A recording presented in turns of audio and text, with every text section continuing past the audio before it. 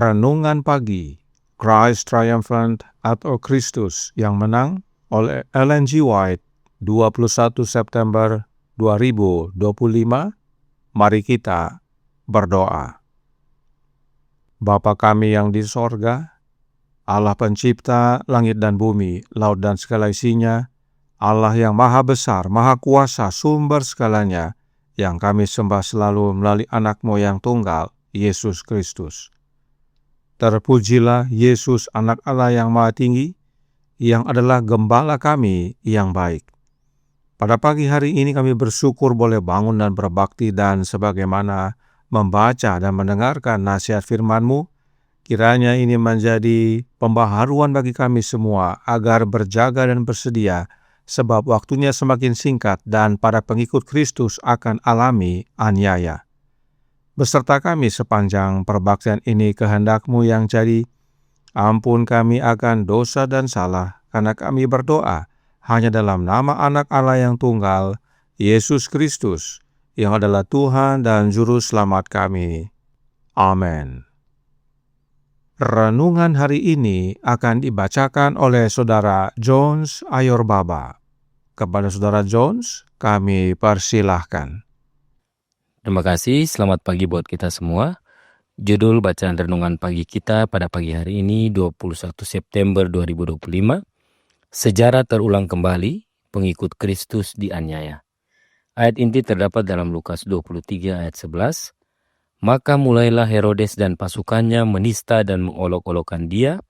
Ia mengenakan jubah kebesaran kepadanya, lalu mengirim dia kembali kepada Pilatus. Lukas 23 ayat 11. Sejarah masa lalu akan terulang kembali. Sebuah konflik yang sengit akan terjadi di dunia Kristen. Orang-orang yang tidak setia kepada perintah-perintah Allah yang hidup, dalam anggapan mereka yang mementingkan diri sendiri, akan diilhami oleh setan untuk berperang melawan mereka yang mengikuti anak domba Allah yang menghapus dosa dunia. Akibatnya, orang-orang akan menjadi tidak manusiawi dalam tindakan mereka terhadap orang lain. Jika dunia yang mengaku Kristen mau belajar dari perlakuan orang Yahudi terhadap Kristus dan bertekad di dalam Allah untuk tidak pernah mengulangi kesalahan yang sama, mereka tidak akan bertanggung jawab atas kematian Kristus dalam wujud pribadi orang-orang kudusnya. Sejumlah besar imam dan tua-tua menyertai Kristus menghadap Herodes. Ketika Kristus dibawa ke hadapan Herodes, para imam, penguasa, dan ahli Taurat ini berbicara dengan penuh semangat, menyampaikan tuduhan mereka terhadapnya. Namun, raja wilayah itu tidak terlalu menghiraukan tuduhan yang diajukan terhadap Kristus.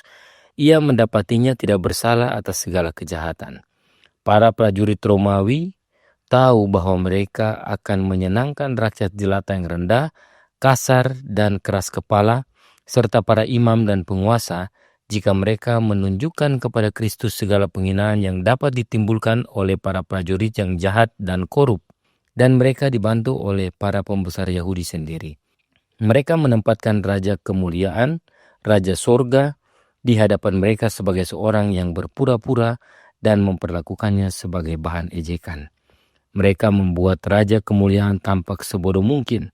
Mereka mengenakan jubah kerajaan ungu tua kepadanya yang pernah digunakan oleh seorang raja.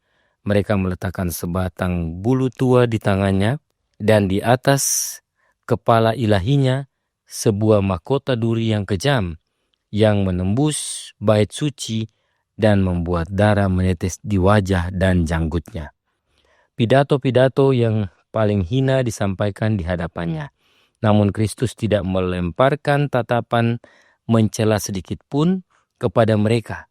Mereka menutupi wajahnya dengan kain tua dan memukul wajahnya sambil berkata, "Cobalah katakan, siapakah yang memukul engkau?"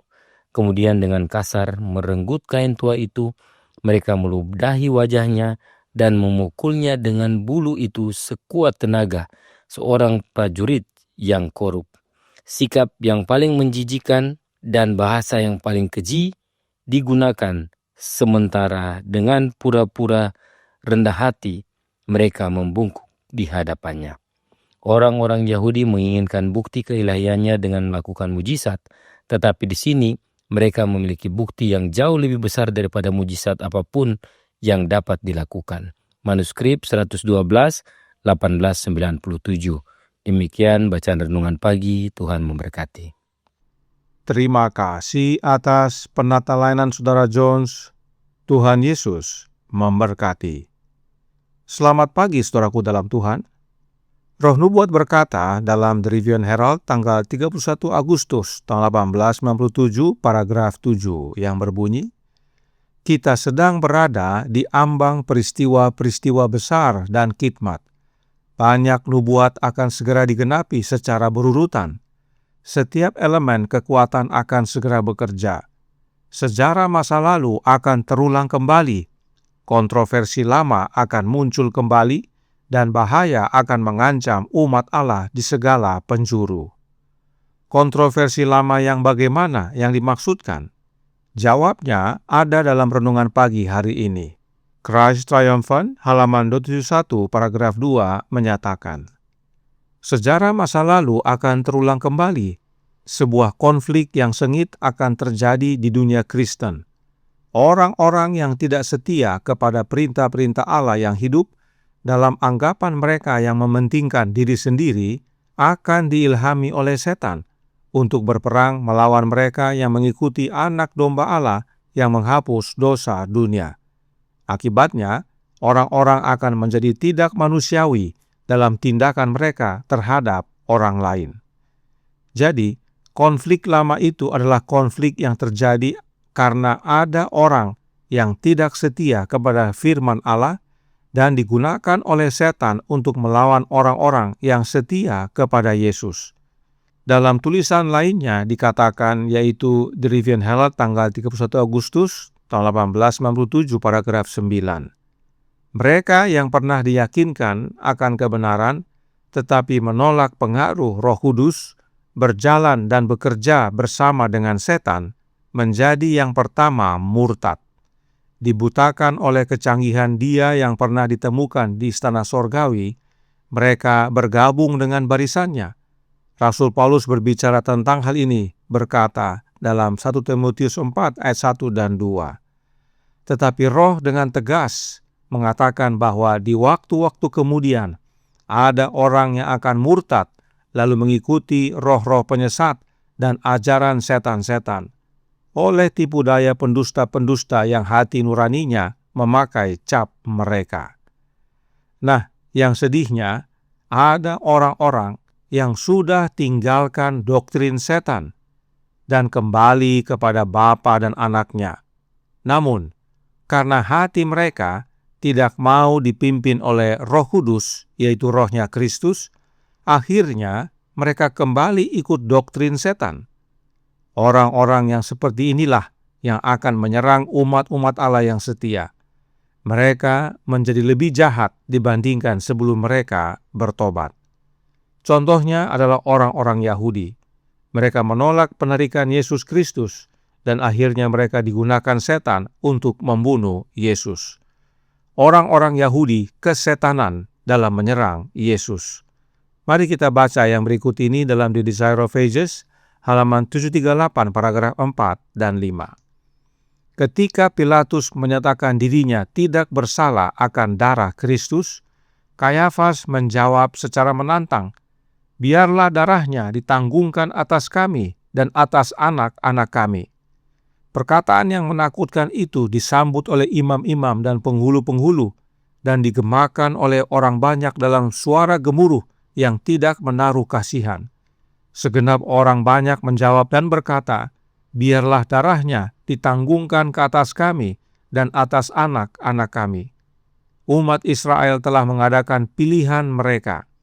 Sambil menunjuk kepada Yesus, mereka telah mengatakan, bukan orang ini, melainkan Barabas. Barabas, perampok dan pembunuh, merupakan wakil setan. Kristus adalah wakil Allah. Kristus telah ditolak, Barabas telah dipilih. Barabaslah yang mereka sukai. Dalam mengadakan pilihan ini, mereka menerima dia yang dari mulanya seorang penipu dan pembunuh. setan adalah pemimpin mereka. Mereka yang di bawah pimpinan setan tidak bisa berpikir waras lagi. Yang salah mereka anggap benar, dan yang benar mereka salahkan. Mereka tidak mencari kebenaran, tetapi mewujudkan apa yang telah mereka tetapkan dalam pikiran dan hati mereka. Renungan hari ini menyatakan tindakan mereka. Christ Triumphant halaman 271 paragraf 6. Mereka membuat Raja Kemuliaan tampak sebodoh mungkin. Mereka mengenakan jubah kerajaan ungu tua kepadanya yang pernah digunakan oleh seorang raja. Mereka meletakkan sebatang bulu tua di tangannya dan di atas kepala ilahinya sebuah mahkota duri yang kejam yang menembus kening suci dan membuat darah menetes di wajah dan janggutnya. Pidato-pidato yang paling menghina disampaikan di hadapannya. Namun Kristus tidak melemparkan tatapan mencela sedikitpun kepada mereka. Mereka menutupi wajahnya dengan kain tua dan memukul wajahnya sambil berkata, "Cobalah katakan, siapakah yang memukul engkau?" Kemudian dengan kasar merenggut kain tua itu. Mereka meludahi wajahnya dan memukulnya dengan bulu itu sekuat tenaga seorang prajurit yang korup. Sikap yang paling menjijikkan dan bahasa yang paling keji digunakan. Sementara dengan pura-pura rendah hati, mereka membungkuk di hadapannya. Perlakuan orang-orang Yahudi kepada Yesus yang kesetanan, yang sudah tidak waras, akan terulang kembali. Orang-orang yang murtad akan menyerang orang-orang yang setia.